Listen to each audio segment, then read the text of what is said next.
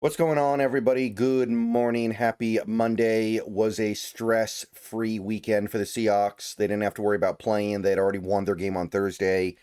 And I did something I pretty much never do yesterday, which was I did not post a single video, and I did not host a stream on my channel for the entire day.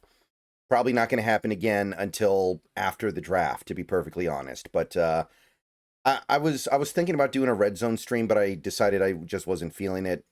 And I could have posted a video or two, but I was like, yeah, there are not going to be very many opportunities for me to just reset mentally for a whole day. So I was like, okay, let's just push everything back. We got plenty of time this week to get all the videos out that I want to get out. We're going to have plenty of stuff to talk about when the week starts. So let's just hold off. So I decided to take yesterday off, and we're going to be back at it today. And there was one thing that happened yesterday that could have merited a video, but I decided to save it until now. So let's talk about what Ian Rappaport and a couple others had to say. First, though, let me tell you about Sleeper back in 60 seconds. Before I go any further into this, I want to tell you a little bit about my friends over at Sleeper. Have you heard about the Sleeper app? It is the best way to experience and connect over sports together with other users. It's a one-stop shop for all your sports needs. Go download the app now. You can celebrate and chat on games in real time with others. You can get the fastest scores, news, and alerts, all that right at your fingertips. And of course, you can play in fantasy leagues and win real money on picks contests. So you can enjoy sports the way they were meant to be, together. Download the #1 sports app today. And when you go, use promo code SBN, that is SBN, and you'll get up to $100 match on your first deposit. Terms and conditions apply. See Sleeper's terms of use for details. Currently operational in over 25 states. So check out Sleeper today. Don't forget promo code SBN. All right, welcome back. So this is the main Seahawks news on people's minds right now. This was tweeted yesterday morning very early.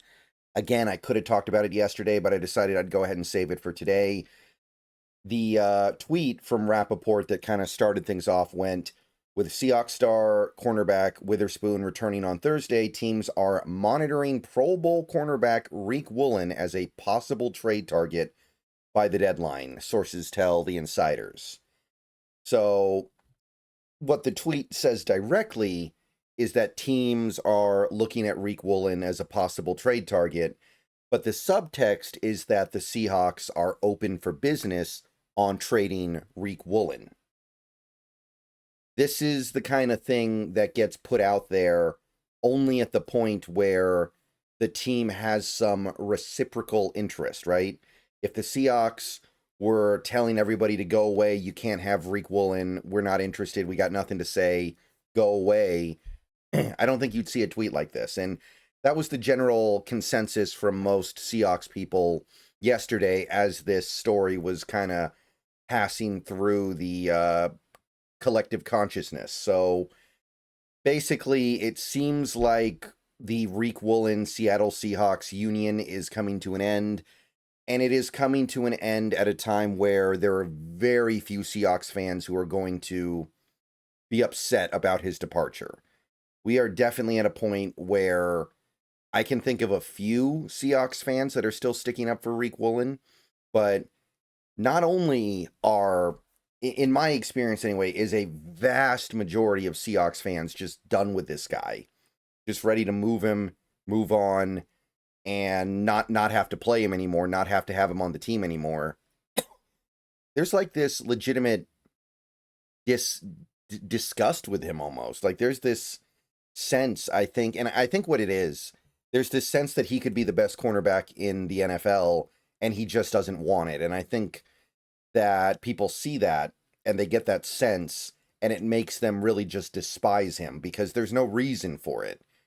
And it's gotten to the point where it's almost, I'm less angry about it and I'm more just curious about it. I'm fascinated by it because this guy has made very little money in his career. He has a chance to earn maybe 9 figures with his next contract, or at least that would be the top line numbers attached to it. It wouldn't actually be 9 figures, but it would be large eight figures, and he doesn't seem like he's that into it. Doesn't seem like that's affecting him in any appreciable way. So there's this definite sense of he won't be missed. I don't think that the vast majority of this fan base would miss him. I know there are a couple. I should say that. There are a few out there who still insist that this guy is a very good player. They have metrics they point to. They have charts they point to. And I like all that. I respect all that. I'm having a hard time seeing it their way personally, though. I think there's right now a lot of, if you take out all of Riq Woolen's bad plays, Riq Woolen is a really, really good player. And yeah, I guess that's true. I mean, I can't say that that's false, but I don't know how much good that's doing me. So I'm not shoving him out the door, but at this point, It's just one of those things where if you can't see it in a contract year, if you're playing your worst football in your contract year, then I don't know what else I can say. I don't know what else I can do. Like, even the people who like Riq Woolen will mostly acknowledge that his play so far this year has been the worst play of his career. Like, it's certainly not as good as what he was doing as a rookie. Second year, he slipped, but outside of a couple games, I don't ever think he was bad. Last year, his coverage metrics were brilliant. He had like one really bad game against the Packers. Other than that, his coverage metrics were kind of out of this world. And this year so far, not only is he not making plays on the ball, not only has he got no takeaways, not only has he given up a touchdown, the most crucial touchdown the Seahawks have given up so far this season, he's committing all these penalties. This is the worst football Riq Woolen has played in his NFL career so far. So I think that there's not going to be a lot of discord in this fan base if he goes. I think most people will be like, okay, we're happy to move on. Now, there are a few different angles here. First of all, what I would say is, what are you going to get for Riq Woolen? What is Riq Woolen's value at this point, knowing that he has 13 more games on his contract, and then he's going to need a new one. He's going to be a free agent after 13 more games plus playoffs. So you're not getting him cheap for much longer. And by the way, he's not even that cheap this year because he got all that bonus money from his performance in the first 3 years of his career. But here's the question. This is the thing that I struggle with a little bit. Does Riq Woolen have value? Because if the answer is no, if you're not going to get a real asset for trading him, then I wouldn't trade him. This is not a situation where I'm looking at Riq Woolen and I'm thinking to myself, this is a toxic figure that is a net negative, and I need to get this guy out of here right now. I don't get that sense. This is not Percy Harvin. Percy Harvin, when we traded him, it was very clear that he had become such a toxic figure. We just had to get him out of here. It did not matter what the return was. The fact that we managed to get, I think it was like a 6th round pick or something, out of Percy Harvin was like, oh, cool, but it didn't matter. It could have been anything. I don't think we're there with Riq Woolen yet. I think there is some extracurricular stuff with him, like him not really being focused, not showing that he really wants it, not showing that he's really invested into being all that he can be. I think there is some of that stuff at play here, and I think that's part of the reason why we're here. But this is not a guy that I feel like needs to be thrown off the boat before he infects the rest of the crew. So I'm not there. Now, I think that if you take a look at Riq Woolen as a player, there is reason to believe there will be interest here. This is a guy who has not turned 27 yet. He turns 27 in May. So really, he's not even 26 and a half yet. 6'4", 210 pounds. He runs a 4.3 40. And I mean, look at these numbers, right? Look at these numbers. There are not many cornerbacks in this league. There might not be any who had 11 interceptions over a 3-year period from 2022 to 2024. How many other corners or players in general had 41 pass breakups from 2022 to 2024? He didn't even play every game, by the way. He actually missed 3 games that whole time. But okay, let's not even factor that in. 41 pass breakups Those are some ball skills. That is some ball production that you are just not going to see from almost any other player. Now, maybe some of that ball production is because he gets targeted a lot, but honestly, he doesn't get targeted the way that a lot of other cornerbacks do. It's not like he's getting picked on. Maybe so far this year he's getting picked on a little bit, but it's been pretty rare in his career that he's really gotten picked on. You are not seeing other quarterbacks go, we'll risk the interception because we think this guy is so bad in coverage. We can just kind of keep throwing the ball at him and he'll give up so many plays that the occasional interception is okay. That's not really happening. So there is something here that coaches will look at and go, I can fix that. I think that is worth an asset. There's way too much talent, way too much in terms of production in his career. And I don't know what's going on this year, because this year, obviously, everything has just been kind of worse. But there are going to be coaches out there who say, I can fix this. But what are they willing to give up for it? Because the thing to remember is Riq Woolen is a free agent at the end of the year. But if he walks in free agency, there is a pretty good chance you're going to get a compensatory pick. And that comp pick doesn't necessarily come it doesn't come next year. It comes the year after, and I know that depresses the value of that a little bit, but Riq Woolen doesn't even have to get that big of a contract to be worth a compensatory pick. Now, there are other factors at play. You yourself as a team have to be quiet in free agency to get that comp pick back. So if you let Riq Woolen go sign somewhere else for a big contract, but then you're signing other reasonably high-priced free agents, then you're canceling it out. So I understand that you have to be playing the offseason the right way, but don't forget, you don't have to trade him to still get a draft pick out of him leaving. So that's going to have to factor in as well. If somebody's like, we'll give you a 6th round pick for Woolen, I'm saying no.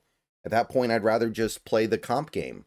I can get a better pick than that as a compensatory pick. Somebody will throw this guy a decent amount of money just based off his talent and based off the ball production in the first 3 years of his career. That's how this works.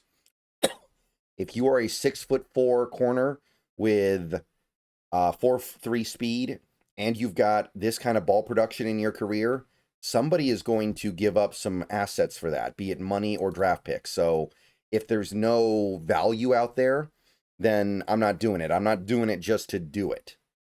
Because the other side of this is where this leaves the Seahawks. I understand that Seahawks fans are very, very high on Josh Jobe and Darion Kendrick right now. But the thing is, these are two guys that are not especially talented, right? Josh Jobe is manageable in terms of his talent, and Darion Kendrick, there isn't a lot there, to be perfectly honest. They're smart players. They know their role. They play intelligently, but there is not a lot separating them from the guys who aren't in the NFL. Like, the line is thin for guys like that. And Josh Jobe has played great so far this season. Like, the first 3 games, he was really, really good. Except for the penalties against the Saints, which I think were pretty weak. But Josh Jobe was terrible in that Cardinals game, I think. Or at least I think he was bad. And that's the thing with a guy like Josh Jobe. When he has a terrible game or a bad game or even a below average game, it's kind of not that surprising, because he doesn't have that level of talent to where he can just be a great corner every single week. It's going to be touch and go with him. And Darion Kendrick, a lot of people are excited about Darion Kendrick right now, and he did play a couple of good games, but this is a very limited player. This is somebody who has played on the outside a little bit before, but good luck. Runs like a 4.8 40. You are not going to hold up on the outside in the NFL for very long as a cornerback with that kind of speed. Even if it's not 4.8, even if that number is over-exaggerated a little bit, he does not have the speed you want to be playing outside. So you also have to think about where it leaves you if you trade Riq Woolen. If you trade Riq Woolen, you really need the bubble to not burst on guys like Jobe and Kendrick. Especially Jobe. If you trade Woolen and the bubble bursts on Jobe, you don't really have anything that you can do at that point. There's really not much that you can do you're just in a really bad spot for the remainder of the 2025 season. So you need to have a lot of faith in Job if you're willing to do something like that. You need to know that if I trade Woolen, Job is not going to suddenly, with more pressure and additional duties on his shoulders, just start playing really bad. And if that happens, you can't take back the trade, right? You're just in a bad spot. You might have just blown up a pretty good season for not much. You probably didn't. I mean, if you get a third round pick in the trade, that's one thing. That's certainly worth the risk, but I don't think you do. I don't think anybody would give up a third round pick for Riq Woolen. I think you're looking at like a fourth round pick, and that's okay. That would be reasonable. But again, the other side of this is the Seahawks team is playing pretty good football right now as is. They have a really good defense through 4 games overall. They played really well in all 4 games. There are indications this team could compete in an NFC that doesn't look super strong to me. But do you want to mess with that? Do you want to take cards out of your hand when you don't have to, even if the card doesn't look that good right now, right? Do you really want to remove a now asset to get a future asset? And I know the now asset is very frustrating right now, and I know that a lot of people are sick of him, but with him, we know that he can play at a Pro Bowl level. He did. We know what he can do even when he's not playing his best football. He still has proven to be a very productive ball hawk who takes the ball away better than almost any other corner in the league since he's come into the NFL. So it's complicated. I know it doesn't feel complicated right now because Woolen has become such a disliked figure for Seahawks fans for a few different reasons. But if you do that, then you are basically walking a very thin line between where we are and needing either Nehemiah Pritchett or Shaq Griffin to be effective players for you. And it's not that bet isn't, you're not drawing dead on that bet. It's not necessarily a bet that you're thrilled about making, though. Shaq Griffin, older player, wrong side of 30. Nehemiah Pritchett, never done it before, second year, I don't know. It's tricky. But bottom line is, and this is the final thing I'm going to say in this video, doesn't seem like we're going to pay him, and we probably shouldn't, right? Riq Woolen with his production is going to cost a lot of money in all likelihood. Even if he only costs them middling amount of money, remember, the Devin Witherspoon extension is coming. That's going to be near top of the market. So can you really pay Woolen and Witherspoon? I think the answer is probably no. So you want to get Woolen out of here for an asset now? I don't blame you. All right, let me know what you guys think. See you guys later. Go Hawks.